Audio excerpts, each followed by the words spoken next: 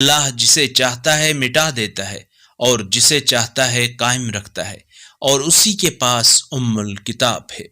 اور جو وعدے ہم ان سے کر رہے ہیں، خواہ ان کا کچھ حصہ ہم آپ کو زندگی میں دکھا دیں یا ہم آپ کو اٹھا لیں، بہرحال آپ کے ذمے صرف پیغام پہنچانا اور ہمارے ذمے حساب لینا ہے۔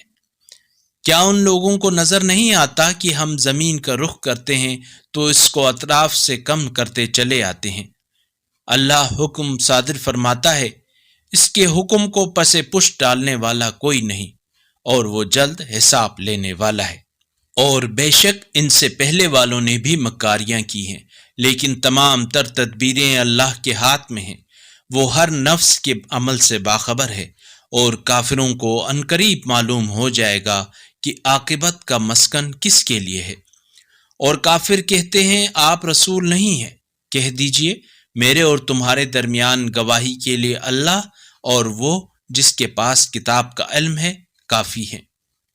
اگر اس قرآنی کلپ نے آپ کے دل کو چھو لیا ہے تو براہ کرم چینل کو سبسکرائب کر لیجئے اور بیل آئیکن کو دبا دیجئے۔ اللہ نور السماوات والارض، اللہ آسمانوں اور زمین کا نور ہے۔